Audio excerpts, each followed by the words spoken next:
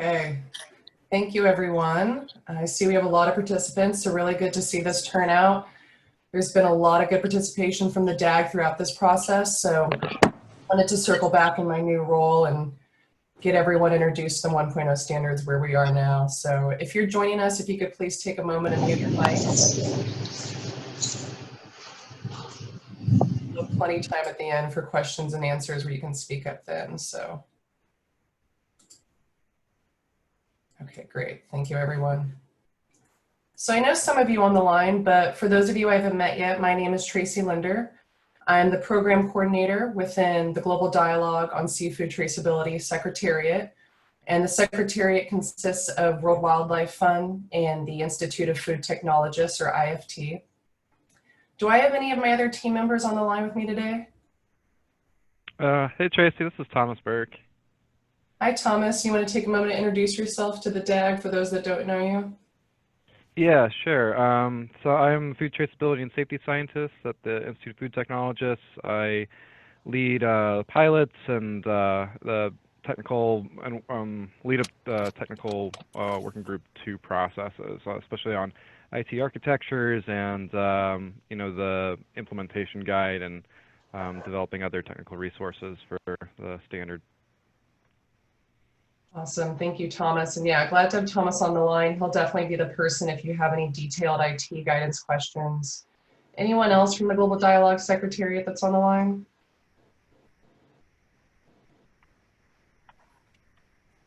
Okay, I guess it's just Thomas and I today, but thank each of you for joining. And I'm really looking forward to this presentation and the opportunity to speak with you because, as I mentioned, I've met many of you before. I used to be in the DAG, so now getting to connect my 2 roles from both within the Secretariat and previously within the DAG. And holding this webinar for each of you today to introduce where we got to at this point with the GDST 1.0 standards and guidelines. These are now available for GDST member adoption. And this presentation will provide a brief overview of the process for those that aren't familiar. It'll introduce the standards and guidelines into a sufficient amount of detail for this call. And as I mentioned, we can go into more after the call or at a separate time if you'd like to follow up. And also identify how the DAG members can continue to stay involved and support the success of the GDST as we move towards this key phase of industry implementation. And as you've hopefully heard, we're gearing up for the public launch of these standards on March 16th. And it's a really exciting moment because these standards are the first ever global industry-led standards for interoperable seafood traceability. And these come after nearly 3 years of work with over 6 companies who helped shape these standards to achieve the common goal of traceable and legally harvested seafood products. So now that the standards have been finalized, the next important step is for the companies that have been involved to publicly declare that they're supporting the result of this work. And this includes companies that those of you on the line may even work with. So asking you right now to help us with that support. And this public declaration around the support of the standards is what you'll be hearing the GDST speak to around industry adoption of the standards. And I'm happy to announce that every company on our steering committee immediately adopted the standards once they were finalized, and we're receiving new member adoptions every week. So for the agenda, I'll be covering the goals of the global dialogue around interoperability and verifiability. Go through a brief history for those of you that aren't familiar. We'll definitely be reviewing some of the technical components of the standards and guidelines. Importantly, for this webinar, we'll identify opportunities for the DAG to continue to remain engaged and help these standards become implemented across the seafood industry.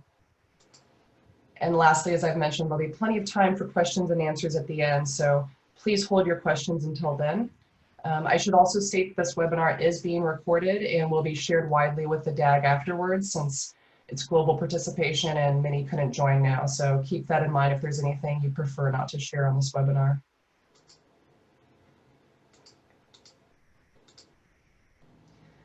And I know that some of you have been in the DAG since its inception and others have recently joined. So I'm going to give some context for the new members to give clarity on how we got to this point.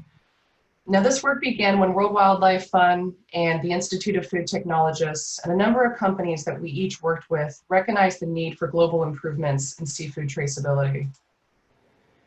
And this included consumer demand for traceable and responsibly sourced products, emerging government import control regulations, particularly in the US and EU, and now potentially in Japan, in addition to a number of countries having domestic traceability regulations. And from the company angle, many businesses have sourcing commitments as well as a need for supply chain visibility that traceability can definitely support. And I want to mention up front here that this industry demand didn't just come from end buyers, but it's also coming from fishers and farmers and those demanding traceability at the producer level. Sorry, we have someone that just joined us. Yourself. Thank you. So as I mentioned, we do have support at the producer level because traceability will enable them to access end markets with these regulations and controls, among many other benefits that this can provide them. And there's a strong drive for traceability, and the global dialogue has worked to make it highly beneficial for the seafood industry through things like enabling full chain traceability, but not mandating it, helping promote data verifiability and reliability, which can also reduce risk, and driving down the costs and raising the returns on investments for companies implementing the GDST standards. And GDST standard implementation presents a number of opportunities for businesses that I want to highlight, particularly around the potential for return on investment. So these are good points for those of you that work with companies to keep in mind when you're speaking to these standards. Firstly, there will likely be cost savings on full chain traceability, as standardization will enable diverse actors within the supply chain to collect the same pieces of information in the same way. So this is huge in the fact of reducing time and systems needed to comply with the many government and end buyer regulations. Secondly, standardization and digitization will cut down on the labor needed for supply chain management and data entry. This will allow opportunities for reallocation of labor to priority areas within a company, and the visibility into supply chains and internal operations can also create opportunities for operational improvements and efficiencies. This visibility can also increase business intelligence that can be derived from data trends and analyzing historical transactions and operations that are now transparent. And quite importantly to many of you on the line, traceability and visibility into the origin and journey of products will help protect companies from risks associated with illegal and unethical practices. So these are just a few of the benefits that can be achieved through GDST standard implementation, and we expect to see many of them realized within implementing companies in the coming months. And while there are many opportunities, we have to address the issues that the industry is currently working to also overcome. This includes numerous vendors and technology solutions, many of which cannot currently communicate and transmit data in real time with one another. So this can then create complex system integrations when companies form new buyer and seller relationships. And there are demands on producers. This includes fishers, farmers, first processors that have been inconsistent. These demands are coming from governments, NGOs, and even their own businesses within supply chains. And this confusion can make the acquisition of producer product data more expensive and drive down overall motivation for compliance. Lastly, consumers and NGOs are demanding more transparency, but the confusion amongst what's required to be reported by governments and businesses creates uncertainty among industry regarding the information that's to be collected and shared between supply chain participants and potentially to consumers. All of this has led to the need for global standards that focus on interoperability and verifiability, which ultimately led to the global dialogue. And for a very brief history of the dialogue, the GDST was launched as a global pre-competitive business-to-business platform in 2017. And its primary goal was to develop voluntary industry standards that would be ready to use commercially and provide the technical guidance needed for interoperable traceability systems. So you can see from this graph on the left, our membership grew quickly over the past 3 years. We're now proud to state that the GDST consists of 68 member companies. And we've also received endorsements from industry initiatives, the most notable being CBOS, which consists of the 10 most powerful seafood companies in the world. So all of this engagement combined means that the global dialogue is representing over $35 billion in seafood production value every year.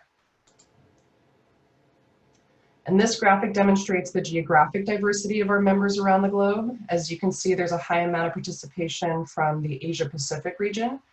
So this has truly been a global and participatory effort among industry. And the breadth of companies that have been participating from every node of the supply chain spanned across this graphic. This includes from feed companies all the way to end buyers. And this breadth also includes variation in size. There are small companies participating with only a few people, which can range all the way to incredibly large global brands. And the engagement of each of these companies in the process has been long and involved, using tools like online surveys, virtual meetings, one-on-one conversations, and a number of other methods to develop formal written products that the members reviewed and ultimately agreed to. So now this is where each of you come in. Since the inception of this effort, the DAG has been an important part of the process, providing non-industry perspective and valuable input to the conversations and ultimately to these products. The member companies have always been very welcoming of the DAG and appreciative of your input throughout this process. So we're thrilled to say that we currently have over 100 DAG members. This represents a broad swath of sectors from NGOs, academia, technology solution providers, and many others, as well as from a broad geography with participation coming in from around the world. And I want to take a moment to mention here that the DAG has led key topics within the global dialogue, which predominantly includes conversations around the inclusion of human and labor rights, key data elements, or KDEs. And I'll be going into that topic in more detail in just a few slides. So for a brief overview of the technical content of the standards, I won't be going into the IT guidance in detail, but as I mentioned, Thomas is on the line if we want to discuss some specific questions during the Q&A, or feel free to reach out to us after this call. So interoperability, this word you've heard a lot throughout the global dialogue and even so far in this webinar, is the ability for systems to speak the same language and respond to the same questions. So essentially, it's the ability for systems to share information without requiring new technologies to be invented and adopted. So one good example of an industry using interoperable systems is the banking industry. The example from that is that you can take money out of any ATM, regardless of which bank you use or which bank owns the ATM that you're operating. So this is essentially what the GDST is aiming to accomplish with our interoperability guidance for making this exchange of information flow seamlessly in real time between seafood businesses. This means that companies need data that is named consistently and provided verifiably for this to work. And companies need IT connections between computers that use predictable formats that are based on globalized standards. But importantly, that these are flexible so that they can be used among different platforms. And I want to take a moment to note what interoperability and the standards that we're producing do not mean. And it does not mean that the GDST is inventing a one-size-fits-all solution. We're not selling a system. This is just standards and guidance to be used across systems. We're not granting universal access to data, and it does not mean that there's any loss in confidentiality or control of data. So this brings us now to the need for standardized key data elements, or KDEs as I'll refer to them, which are essentially the what, who, and where of seafood product data. And these key data elements represent the product information that's exchanged in traceability data systems. I want to point out that the GDST has 2 KDE lists. One of them featured here is the wild capture, but we have one for wild capture and one for aquaculture. So you should know that the dialogue covers all species across both wild and farm seafood products. And the GDST started this dialogue with industry and the DAG around what was necessary to be included in this list to help confirm the legal origin of seafood. That was the origin of this work and the topic of priority. This will also support CSR policies on sustainability and human welfare. And when this work began, we noted that there were 23 visible conversations already occurring among a mix of industry, NGOs, and government to define what a standard KDE list should be. So the GDST decided to take this work on as a topic of priority. And the KDEs that we provided are more than just a list. Each KDE also needed to be assigned a standard definition, a standard format, and an authoritative data source. And the above is an example of the KDE wild capture list where you can see standard definitions of what is meant when a word like vessel registration is used that has potential to be interpreted differently by different parties. And then beyond the definition, the standards also describe the form that the data should be in and the authoritative data source of where to acquire that data. So for instance, where would one know where to acquire a unique vessel identifier or where to verify that information? So standardized data formats and sources are important pieces of interoperability as it provides technology systems a standard language in which to speak to one another. And another important component here is verifiability, which I know is an important topic to many of you on the line. So these authoritative data sources provide the most valid and widely used sources that parties should access to verify product data. An example here would be around verifying a vessel license. So a captain may be the party providing the vessel license, but the authoritative data source to confirm validity of the license would be the government who issued it. So the GDST is hoping that by identifying and promoting authoritative data sources, that this puts pressures on these sources, such as governments, to be more transparent with this data and ultimately responsive to verification requests. While the dialogue began with a focus on using the standards to help ensure the harvest and trade of legal products, both GDST members as well as the DAG made a clear call early on for the need of KDEs that address social responsibility and human welfare. And the attempt to draft these KDEs was among the most challenging faced by the global dialogue based on two fundamental reasons. The first being that the current absence of well-established international norm-setting standards for specific corporate behaviors to protect human rights. And this made it impossible for the global dialogue to adopt social KDEs without becoming a standard-setting body for responsible company performance. And standard setting of this kind would have been beyond the mandate of the global dialogue.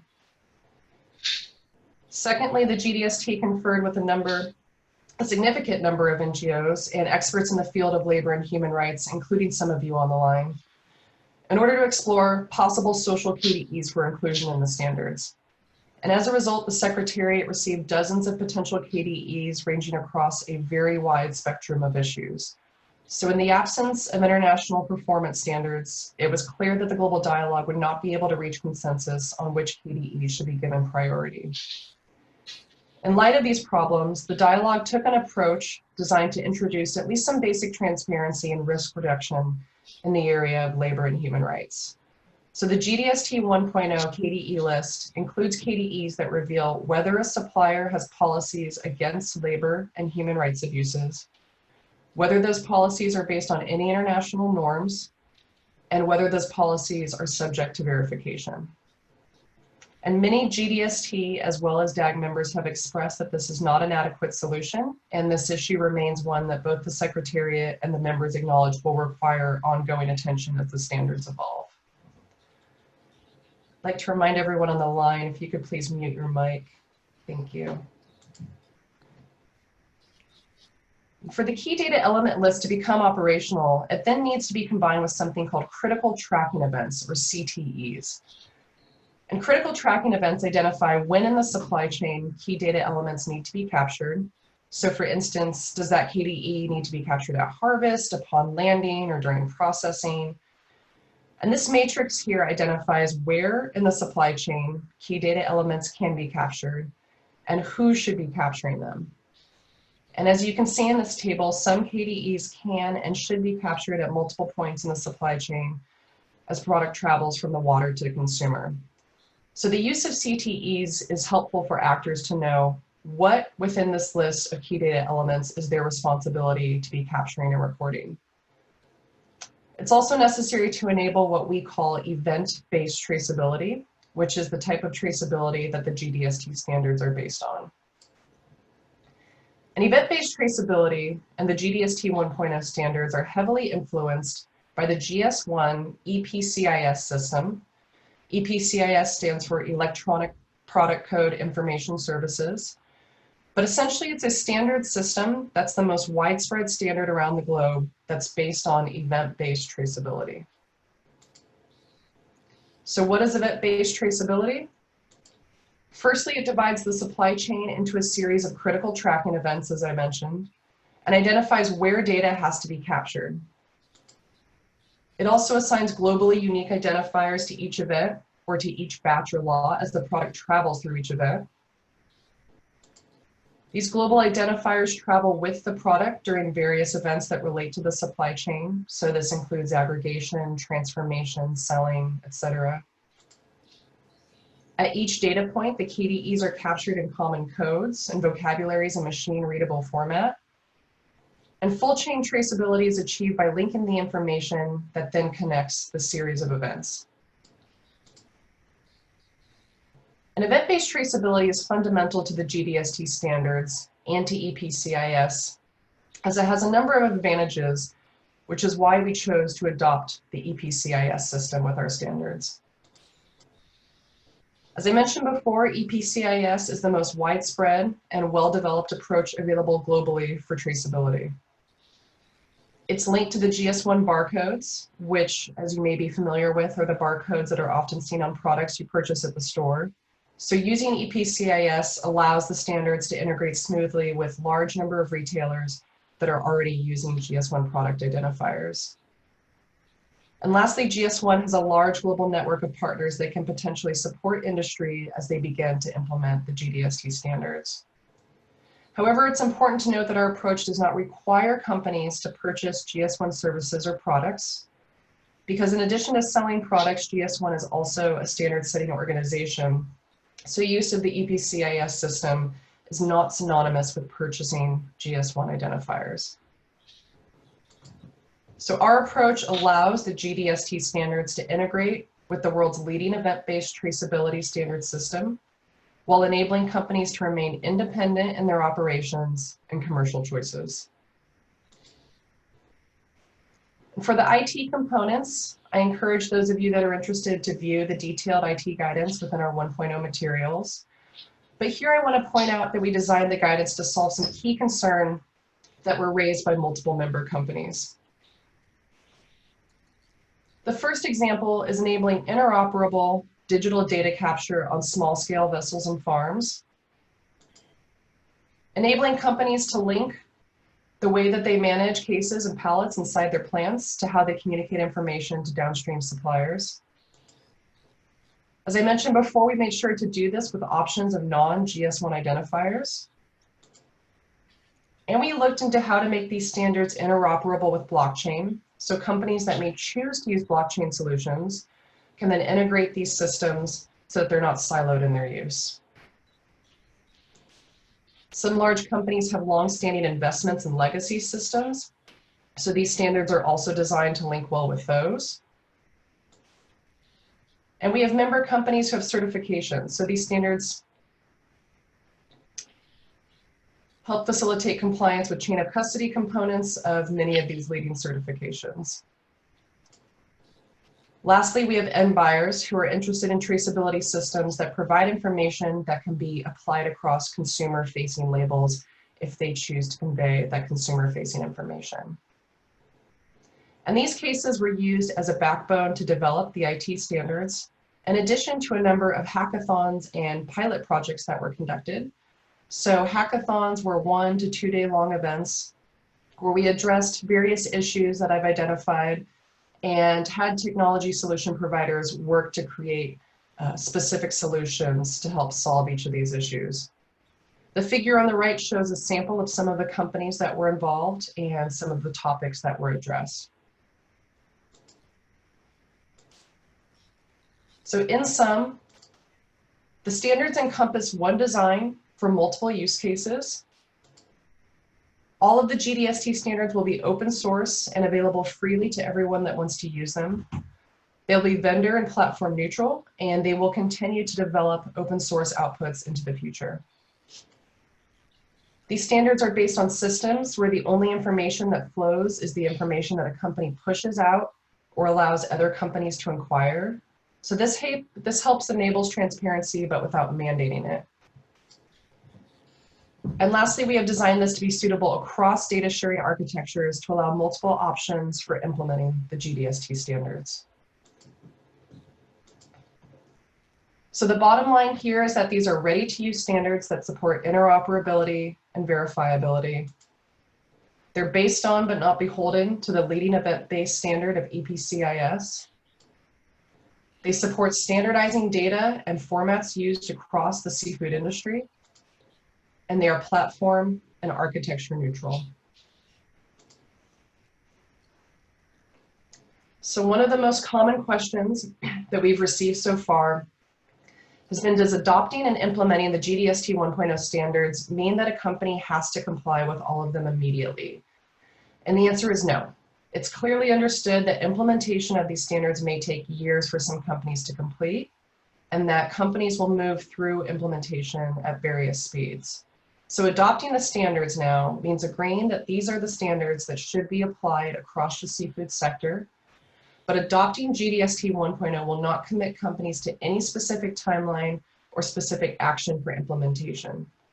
So while all companies should begin this process of adopting and then implementing the standards as soon as possible, the standards set a goal for the future, but are not considered an immediate requirement for today.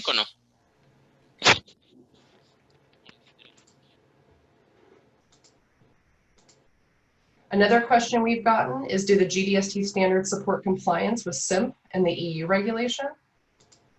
Yes, they were definitely considered when we were developing these KDE lists, so it will most certainly support compliance. Does completion of the GDST 1.0 mean that the GDST is done with its work? Absolutely not. We're just now getting started, and the GDST members have expressed the desire to see important elements of this work continue. This includes information like formulating best practices for KDE verification and promoting government policies and regulations that support interoperability as well as verification. And lastly, who will own and maintain the GDST standards? We have a steering committee of companies involved in the GDST, and they are now developing a plan for the institutional future. So more information on that will be coming shortly. So now that the 1.0 standards are finalized, let's discuss what's next. As I mentioned in the last slide, the steering committee and members are currently determining the institutional future of the global dialogue. So while it will likely be an industry-owned and operated entity, one of the discussions that's already occurring is around the future of the DAG and stakeholder input. So we can't say for certain what the role of the DAG will be, but we definitely feel confident that your support will be needed around implementation and continued refinement of these standards in the months ahead. Another topic that the GDST Secretariat and Steering Committee are interested in exploring further is around using the standards as a backbone for harmonization of national and international government regulations. Harmonization around the GDST standards and its KDE list, format, and authoritative data sources would greatly relieve compliance burden currently experienced by industry today. Verification is another important topic being discussed, and there are conversations occurring around best methods and actors for helping ensure verification of the data being used in the standards, as well as overall GDST standards compliance. Lastly, now that the standards have been finalized, the work is just now getting started. So because it takes participation from all supply chain actors across the globe, this won't be truly effective in supporting traceable and legally harvested seafood until they're widely implemented by the industry. I want to showcase here just a sample of some of the companies that have already adopted the 1.0 standards. We're proud to report that adopters so far cover various nodes of the supply chain and geographies. So there's wide agreement around supporting these standards and the next steps forward. And there are a number of opportunities for the DAG to take action now and help support the success of these standards into the future. This includes, most importantly, supporting industry adoption and implementation. So if you're an NGO that partners with seafood businesses, we ask that you please work with your partners to adopt and ultimately implement the standards.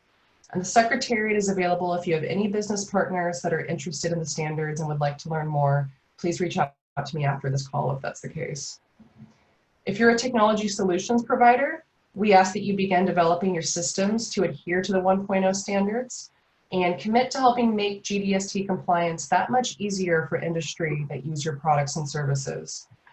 We're happy to announce that we currently have at least 8 third-party traceability system providers that are endorsing the GDST standards and have agreed to adhere to the standards within their products and systems. If you're a certification, we hope that you support integrating the standards and guidelines into your traceability and legality certification requirements. And for those of you that work on harmonization efforts, either within government or within other industry work, we ask that you please use the GDST standards as the norm for that work and make efforts to align data collection around the GDST, KDEs, and formats, in addition to promoting the interoperability guidance. Lastly, industry is looking to see which stakeholders are supporting the global dialogue, so your public endorsement would make a clear call to businesses that NGOs, technology providers, academia, certifications, and others within the stakeholder community stand behind these standards and encourage industry to quickly move towards implementation. These endorsements can be in the form of a letter of support, a quote that the global dialogue can help promote, social media promotions, however your company can state your public endorsement of the standards and help us spread the word of your support. And we already have statements of support from Fishwise, a number of technology vendors, and others that are coming in shortly. So we ask that you please join that group and help support our shared goal of standardization. Once the standards are launched and publicly available, I'll be following up to ask for a joint endorsement from the DAG to make a collective public statement to the industry of our participation and support of this work. But in the meantime, your personalized statements, especially on how the standards support the industry and your particular missions, would be incredibly valuable at this time for industry to see. And as many of you have probably heard by now, the Boston Seafood Expo was postponed. So our original plan to launch there has only adjusted slightly. Our team is persevering and we still plan on launching the standards on March 16th, our original date, and making them publicly available for all industry and stakeholders on that day. And we still will be celebrating with the community and making a big splash on launch day, however, shifting it to be virtually for now. So we'll be hosting a webinar where many of our steering committee members will be joining to speak to their reasons for adopting the GDST 1.0 standards and what improvements the standards will bring not only to their particular supply chains, but to the seafood industry. So this will include supply chain actors at the producer level, large end buyer companies, and I believe we even have a technology solutions provider to speak to the collective providers as a whole and their next steps for helping to ensure compliance. So please stay tuned for the coming invitation with details to join us virtually on March 16th. I believe we're aiming for the time of 12 p.m. Eastern Standard Time if you want to hold it on your calendar, but an invitation will be coming your way very soon. And that is it for me. We have at least 20 minutes for questions, so thank you all for joining, and I encourage you now, if you have anything, to feel free to speak to myself and the rest of the DAG. I can also monitor the chat box if that's easier for you.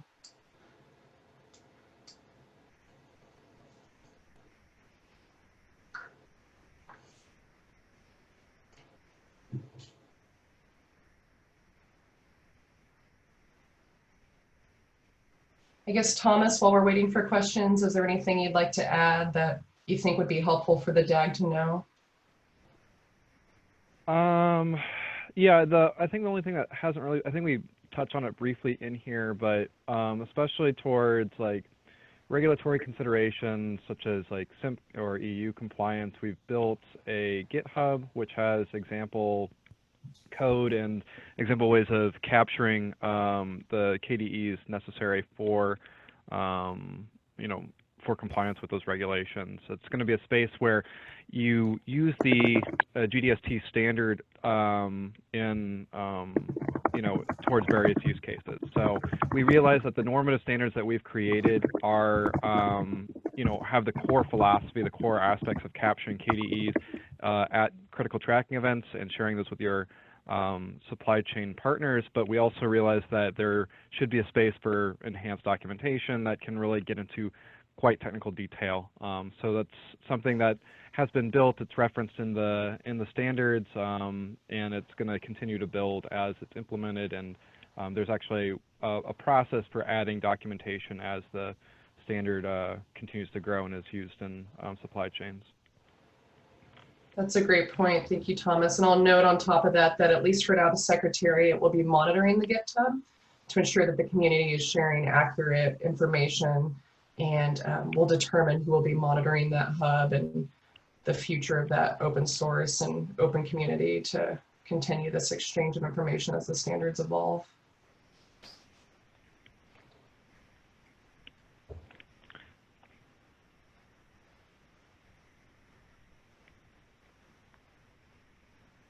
Plenty of time for questions here. If anyone has questions about the standards, statements of endorsement.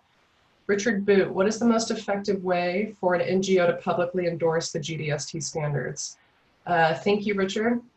So I will say right now, the easiest thing to do is or the most effective, I should say, if you can write a personalized statement of support. It can be as short as a paragraph, as long as a page if you'd like. Email it to myself. I'll follow up after this call, but it's Traci with an I, TRACI.LINDER at wwf.us.org.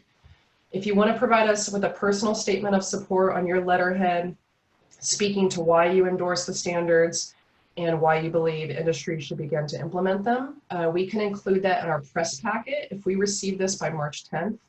That we're releasing prior to the launch, and this will help spread your message much further and ultimately help promote your work as well and your participation in the global dialogue. So if possible by March 10th, that's our goal for the press packet, but if not, we'll gladly accept any statements of endorsement. Nate, how will endorsements be shared? So as I mentioned, they will be shared widely. We'll be releasing them to the press to use within their channels. We'll also be releasing them on our social media. So you can let us know if you have any restrictions on how you would like your endorsement shared or your logo. Regarding the collective DAG endorsement, we have to determine the exact method, but it will likely be something fairly easy where possibly on the DAG website or the GDST website, we would have a statement of endorsement that DAG members could then click a button, make a personal statement if they'd like, and it would be publicly available. But there will be a number of promotions opportunities on the World Wildlife Fund side, IFT side, and our social media channels. So a great opportunity for many of the companies that would like to help promote. Another question is, are there 2 KDEs on social and labor that you presented included in the GDST 1.0? I believe there are 4. Shared across the wild and aquaculture list. I will double check that and get back to you. But essentially the KDEs are at this point, do you have a policy? What norms is it based on? And are you working to verify it? So Thomas, unless you know more, I believe that that's what we have across both the wild and aquaculture list.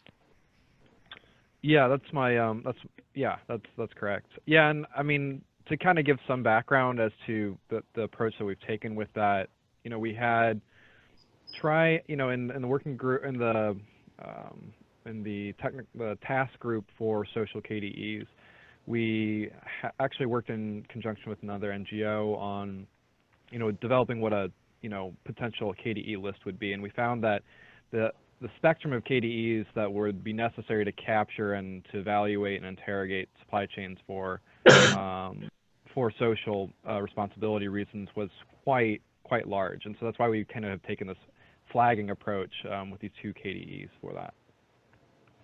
Thank you, Thomas. So another question is, how can your organization speak to your endorsement?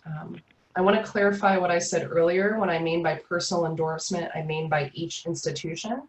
So before we collectively endorse as the DAG, if your specific institution would like to endorse, that statement would be powerful if you could speak to how it specifically affects your work and why standardization and global seafood traceability would greatly improve your mission and what your institution specifically works on. So within that, you're welcome to promote the standards or promote your endorsement as you see fit on your social media, as long as there's no promises being made that the global dialogue hasn't committed to around your company being compliant.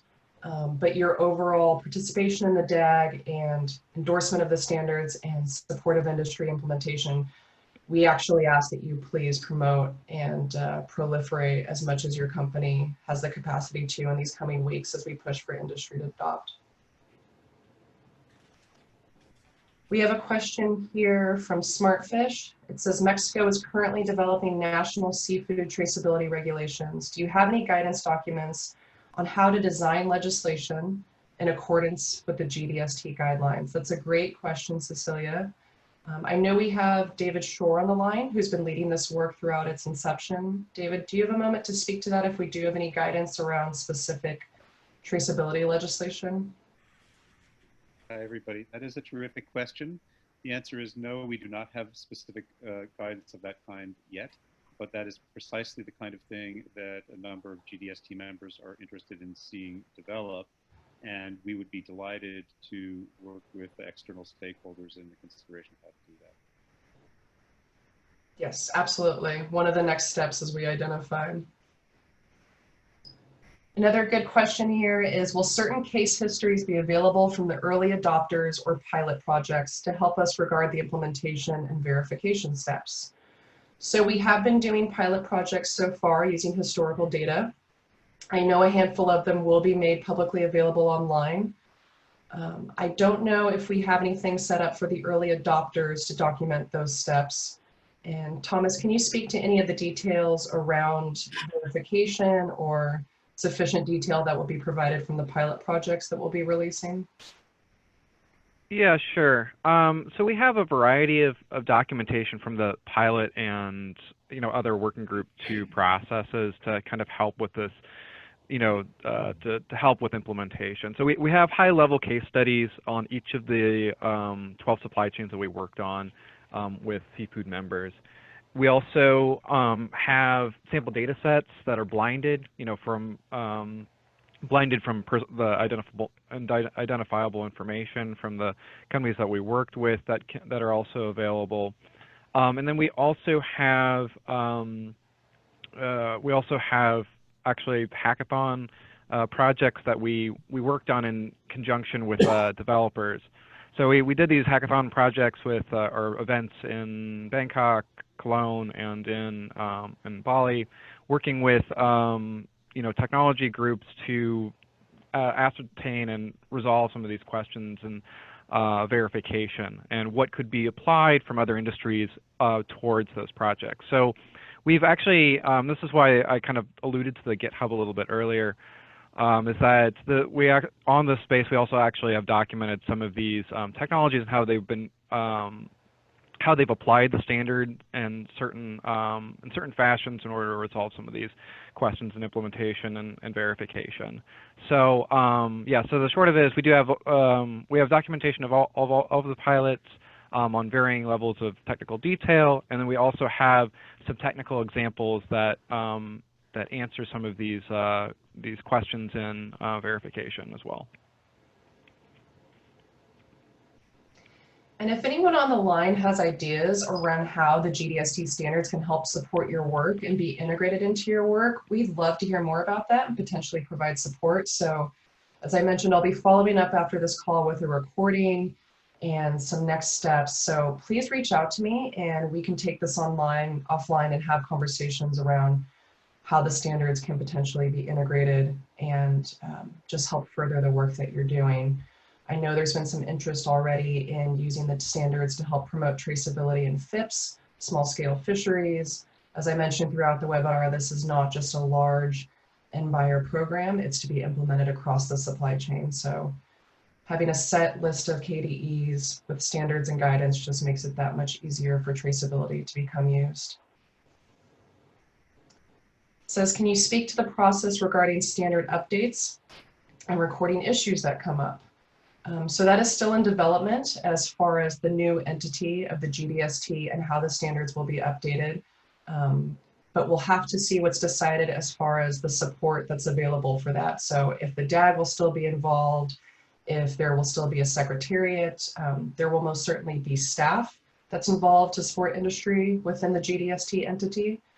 But the timing and release of those updates is yet to be determined. But you will be hearing about that in the coming months as the entity becomes clearer. And for those that are interested, Thomas has put some links into the chat related to the GitHub and some of the case studies that have already been published if you'd like to learn more.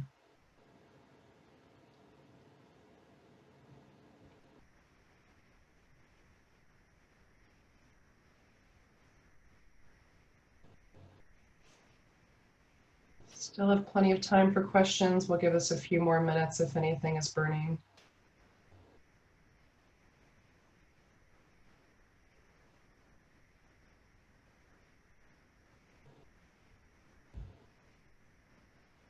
And if anyone on the line works with companies that aren't members yet, as I mentioned, the standards will be launched on March 16th.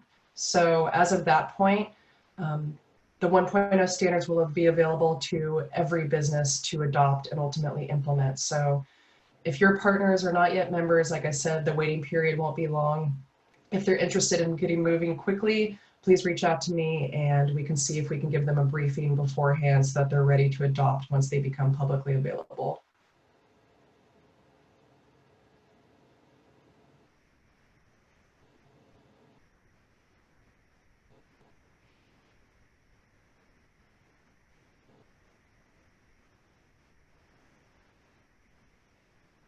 Seems like that's it for now. Thank you, everyone. Really appreciate the great turnout. Thank you for your attention. I know that was a long presentation, but a lot to cover across a lot of topics. One more question that just came in. It says, was there any consideration for attaching relevant food safety data taken at a node in the supply chain?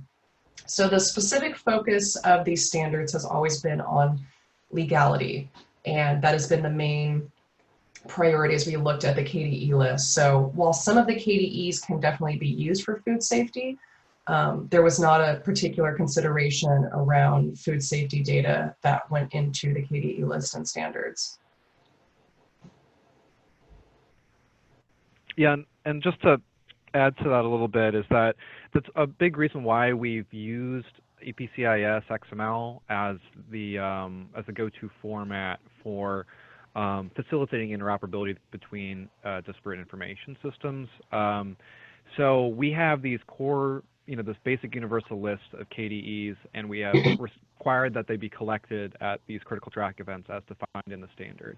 But the flexibility and extensibility of EPCIS allows you to capture additional data elements that are not necessarily required by the GDST, but they can be housed and encoded in a machine-readable format in a way that is consistent with supply chain events. So that is one of the beauties behind using this. But yeah, as Traci said, the standard is focused on the chief use case of addressing IUU fishing.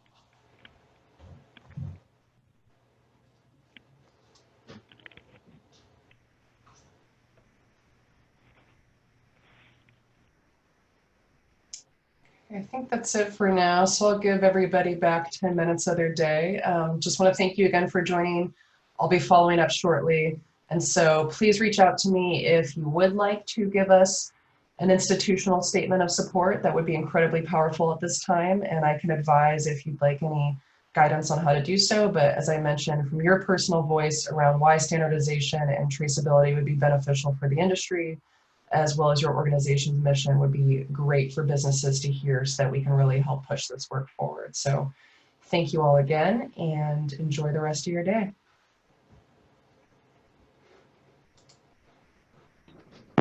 Thank you. Thanks, Traci. Thank you. Have a good day. Thanks. Thanks, everybody. Thank you very much.